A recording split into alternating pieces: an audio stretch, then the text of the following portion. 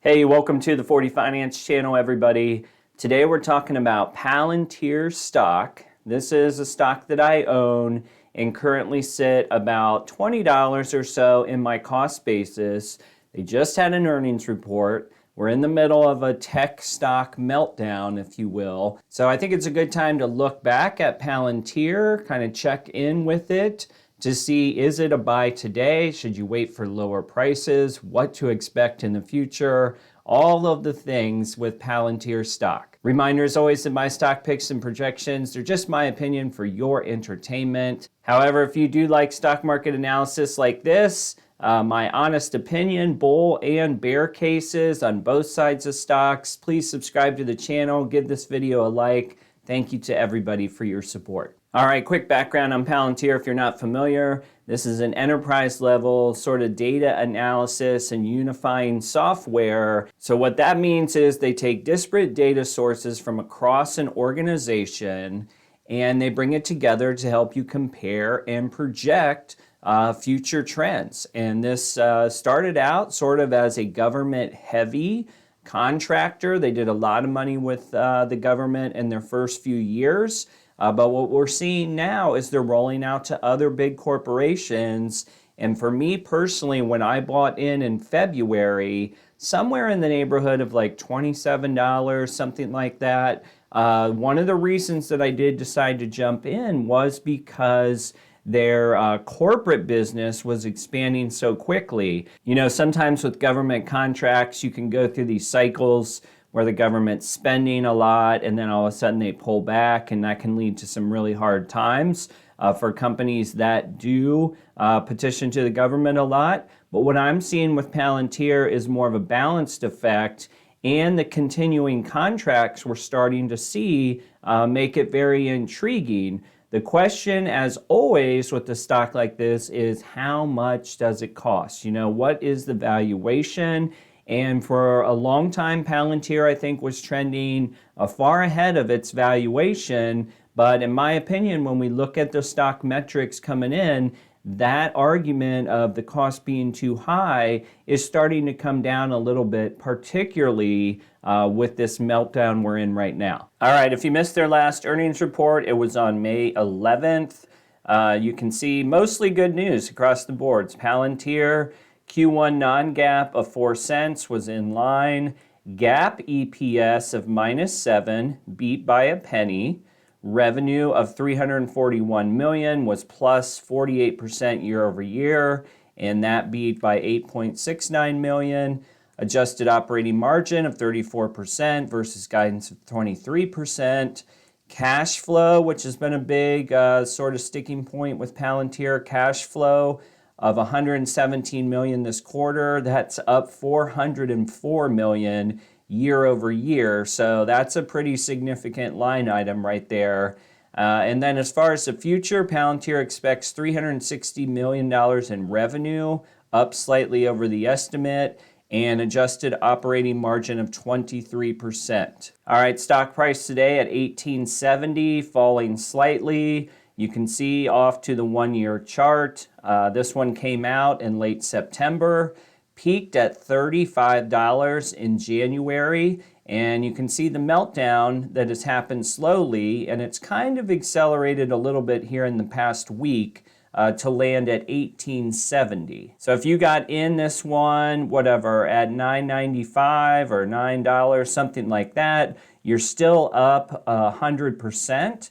And obviously, the company expects to do bigger, better things as time goes on. From a chart perspective, we don't have 200-day. So if we just look at the 50-day, you are well below the 50-day average. In RSI, I would say, is trending down. You got a little peak here. The low was arguably on May 10th at 28, and it looks like you sit at 34 today. All right, one of the major positives with Palantir, in my opinion, compared to some of these other IPOs and SPACs that are out there, is we do have a company that's projected to hit profitability in 2021. In fact, their year-ago EPS at 20 cents already started on that journey, but it doesn't yet reflect on the trailing 12 months earnings.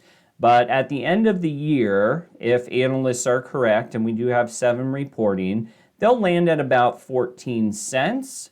And then next year, ever so slightly up to 20 cents, potentially as high as a quarter.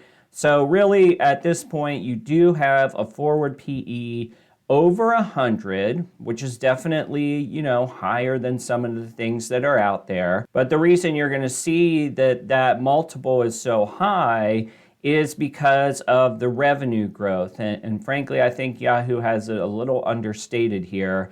But if you go by analysts, they are expecting to grow revenue 35% this year, 29% next year. And if you've been following their earnings, I would say that they are actually exceeding this pace, at least currently. And if they were to continue to break through on their corporate business, I would certainly see 30+% over the next several years, at least the way things are trending right now. All right, a couple quick clips from their earnings report.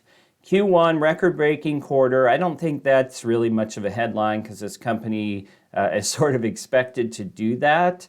But I mentioned the adjusted free cash flow margin. So quite a substantial difference year over year from negative 290 million up to a positive 151 million. Then you look at revenue growth year over year, plus 49%. This is where I kind of argue maybe the analysts are underestimating Palantir. In my opinion, they certainly kicked off the year with a stronger look than the 30-some% that analysts were projecting. Next, we get into billings growth, and this is important, right? Because billings growth on these contracts for software, they come in over time for the most part, right? They don't just take like one lump sum payment.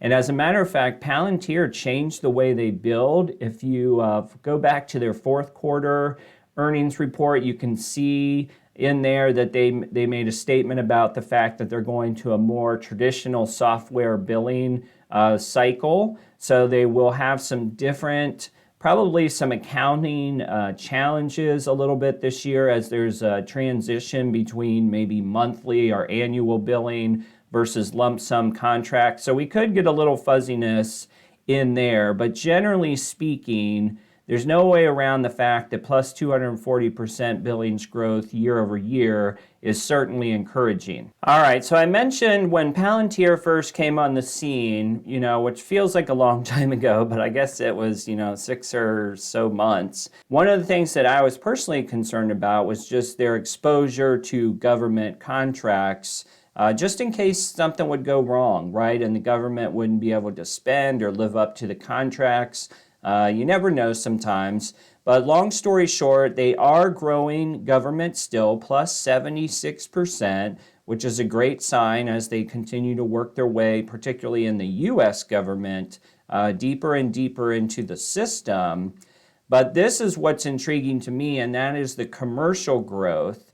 And it's not a huge bump here at plus 19%, but the kicker is the 72% growth from U.S. commercial customers.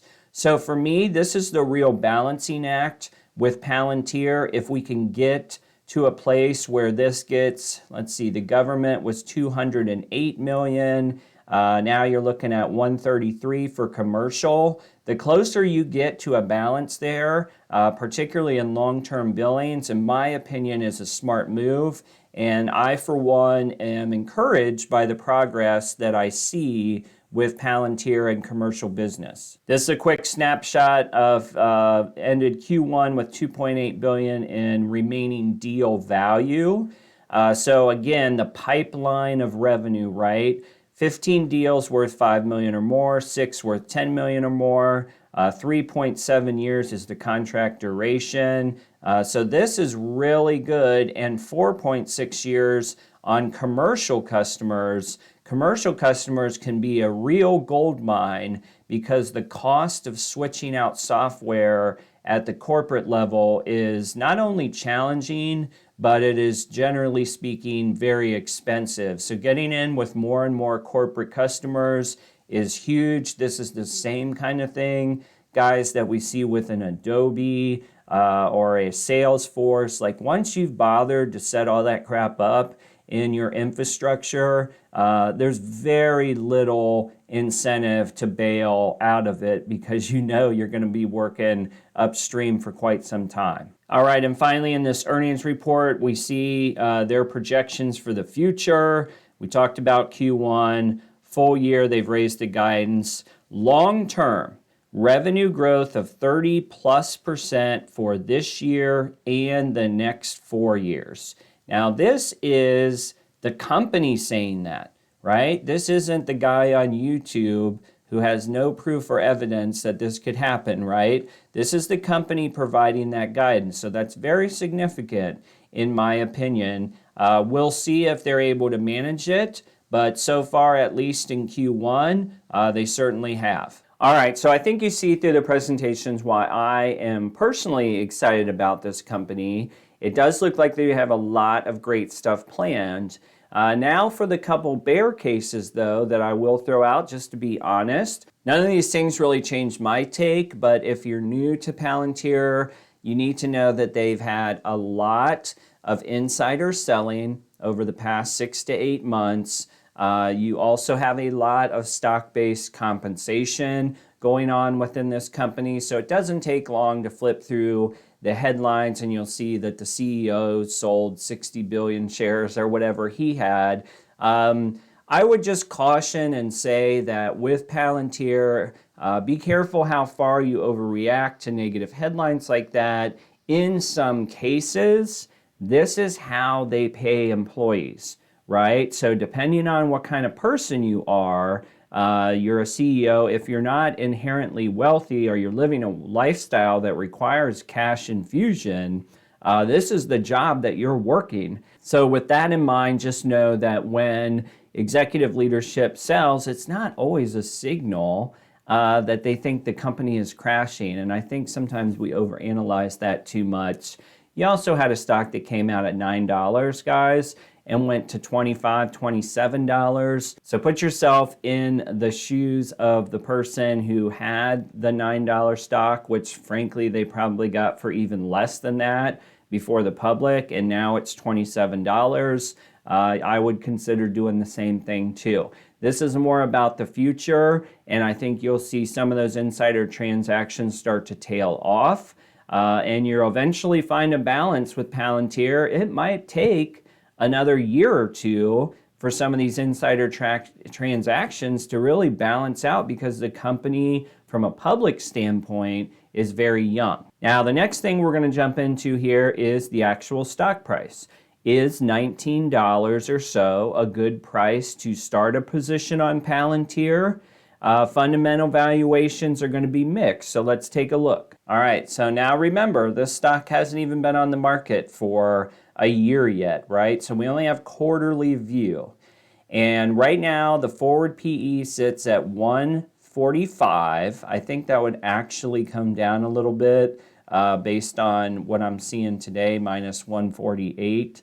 However, this is a forward PE over 100 and a price to sales of 1811. So as you've heard me talk during this meltdown, I would say that this is right on the borderline. For me right now in tech, you gotta try to look for price to sales under 15 in my opinion, just because of the meltdown to kind of protect against the downside if we did have a more major correction. But Palantir's coming in pretty close at 18. Looking on forward earnings charts, if you assume that they hit the EPS estimate of 15 cents, you would have a forward PE of 125 or so at the end of the year. Next year, if they hit 21 cents, you'd get down to 88. So your 2-year forward PE at 88 is definitely high, certainly higher than some people would feel comfortable with. Now on price to sales, look down here. If they hit 1.5 billion or so, forward price to sales of 23, that's certainly far above what I'm looking for, around the 15s. However, I don't think that this has been updated in line with some of the melting we've seen this week. That's just my opinion. If they hit 1.92, you get to 1836. So in both of these worlds, I definitely think that it's running higher than some of the other opportunities in the market. Taking a look at TipRanks to see what the best performing analysts think. You got your freshest ratings came in 2 days ago, it looks like. We'll do yesterday since we've had a lot of market meltdown. Got a couple sells here, $19 and $17, and 2 holds at 20. So if you go by the Wall Street analysts right now, there's projection that you're about flat on today's price, potentially a couple steps down from there. All right, so in the short term, if you argued that Palantir is expensive, I probably wouldn't blame you, and I certainly wouldn't try to counter that argument.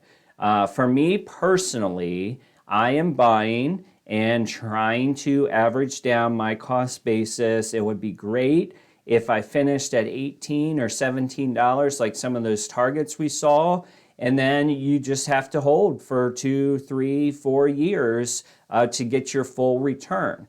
Luckily, in the software industry, some of your revenue is not fresh revenue. You don't always start from zero, right? Because you have continuing contracts, stuff like that. So I feel pretty good that in the long term, Palantir will be a good investment. And I also think that they are going to outperform the current projections. So when you calculate the outperform, some of those forward indicators are not nearly as overvalued as they seem, but it really just depends on what your thoughts are about the company and how much they can grow their book of business. All right, so that's my take on Palantir. It's not on sale, right? It's on sale in respect to what we saw in January at $27. But I do think if you have room in your portfolio for a sort of startup software company that is getting close to profitability and should be there